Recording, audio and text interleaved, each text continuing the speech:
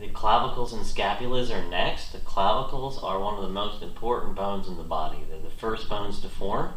They form in front of the heart, and they guard the heart embryologically. They're made of soft, spongy bone. They're surrounded by a hard shell, and they're the most commonly broken bone in the body.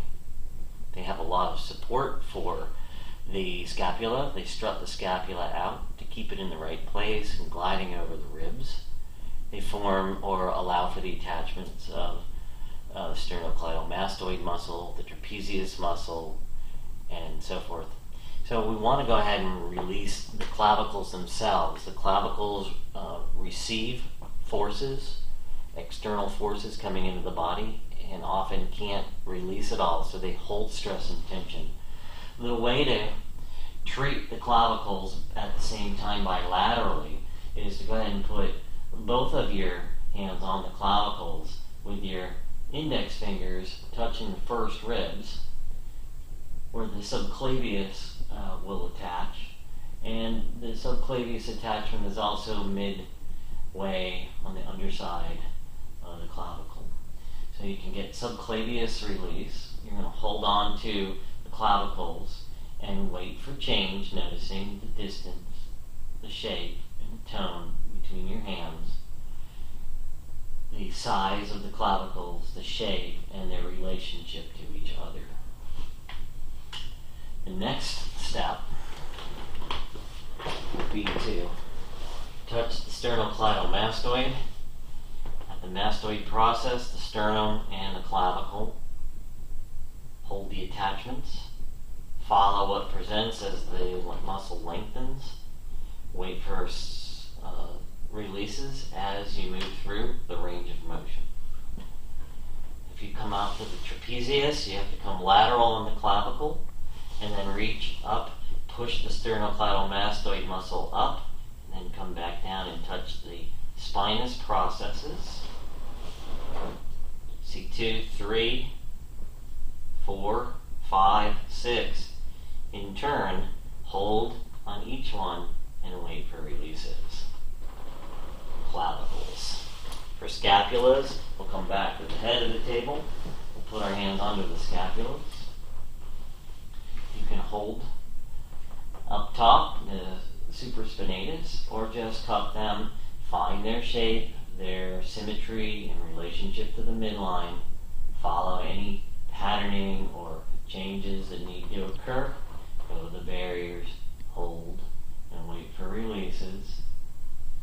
And then we'll move over to our client and we'll do this work for the clavicles and scapulas. So you can sit at the head of the table.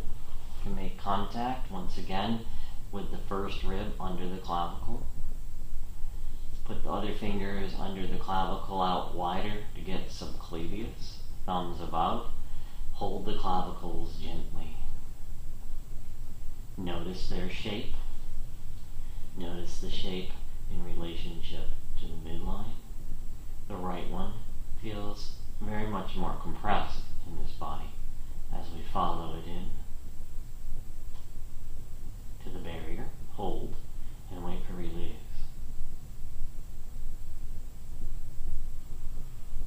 And there's a release. That deep breath signifies a release from the autonomic nervous system.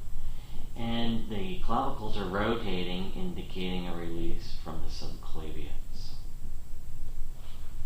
Once we get that release, we can come around to the side of the table. Hold the sternum, the clavicle with any fingers that make sense for you. Arm on the midline.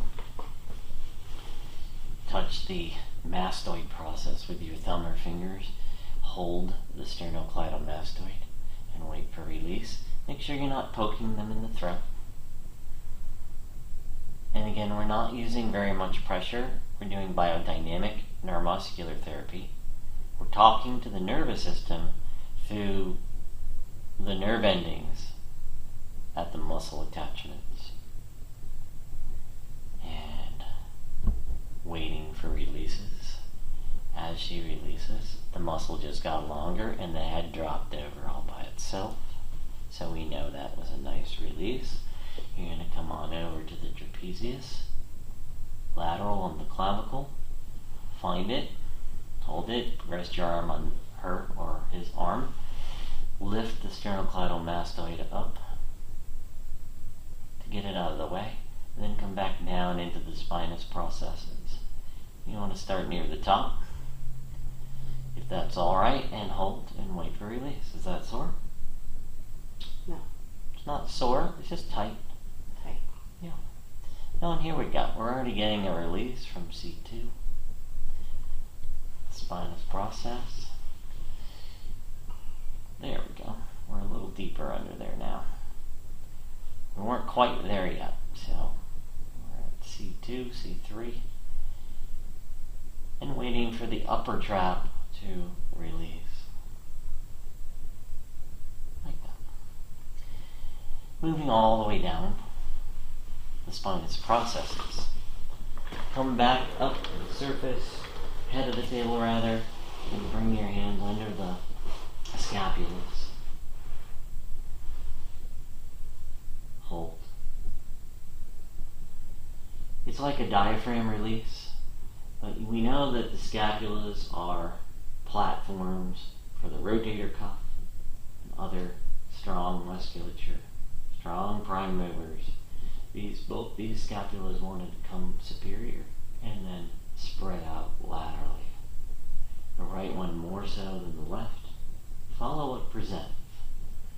Hold at the end ranges and wait for release in the scapula.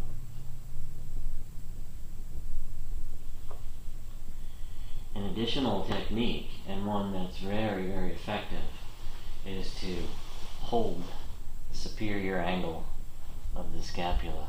So you have to find it, push the trap out of the way,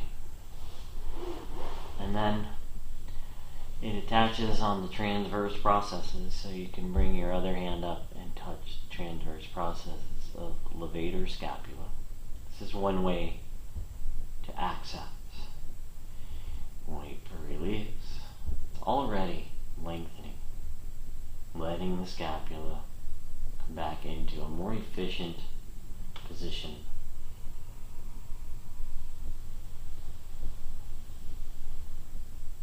So those are some of the things you can do for clavicles and scapulas. We'll move on to the next technique.